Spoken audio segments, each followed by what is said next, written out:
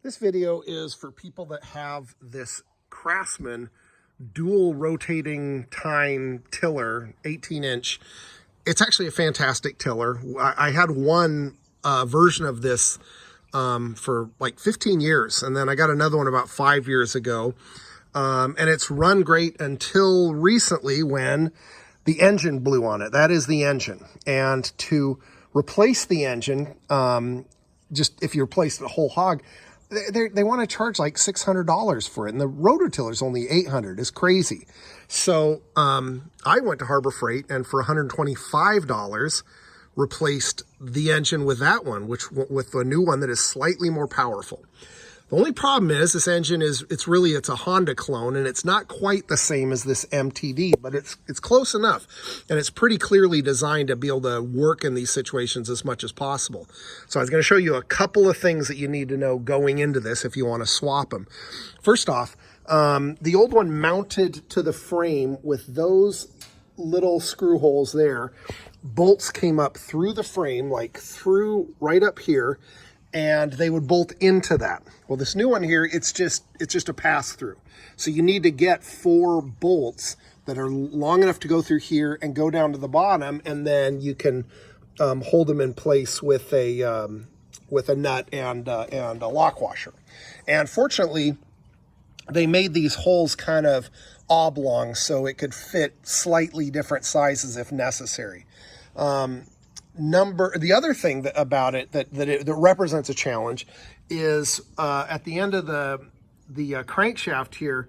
That's where you put the pulley on that connects to the transmissionary thing, and it's, I don't know, it's what, maybe 1.25 inches here. This one's a full almost inch longer, like 7/8 inch longer. And if you were to tighten this down on here, the pulley would have, a full inch of play. In fact, the pulley is 2 different pieces that connect together. So you need something to hold this pulley into place. So what I found when you got this engine, it came with one single tool, this Harbor Freight engine. It's the Harbor Freight 212cc engine, 6.5 horsepower. It was about $130 at Harbor Freight.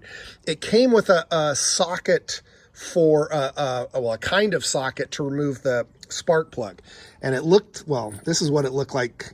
This is what it looks like now, but it basically has an end that you go onto the spark plug. It has this here and had a little metal thing that you could twist on it. It's like the cheapest socket you've ever seen.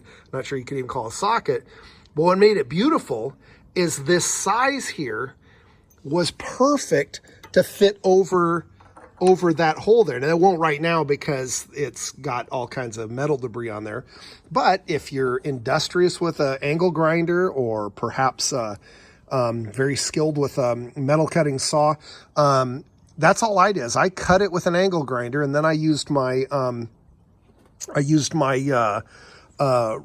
disc grinder to just smooth out all the stuff, and I got a round file to get rid of all the burrs, and dang if it did just fit right on there. So I used the same nut, or the same washer that had been there originally. Unfortunately, this bolt that goes in here is a different size for here, so open the instructions manual and it'll show you the size this needs. I can't remember what it is, but I replaced it with that, and it fit on there and tightened down perfectly.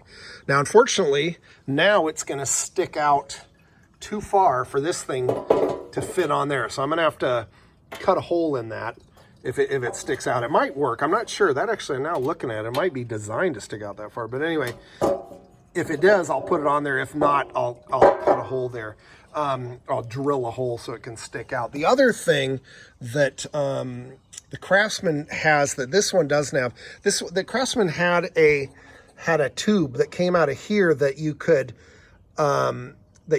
unscrew it, and it would let the oil run out. And it also had a dipstick up here. This one has no dipstick up on the top, but it's got these 2 little dipsticks here, which are both unbelievably inconvenient, especially when you have the shroud on here. So one thing I'm going to do is I'm going to put a petcock I'm going to remove this bolt, which is how you can drain the oil.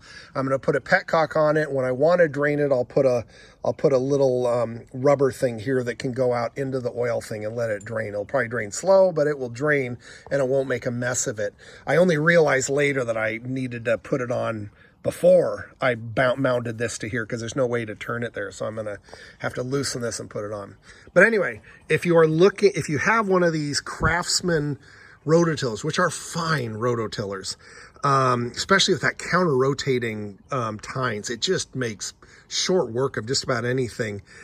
But the engine dies and you don't want to spend $650 to get a brand new engine.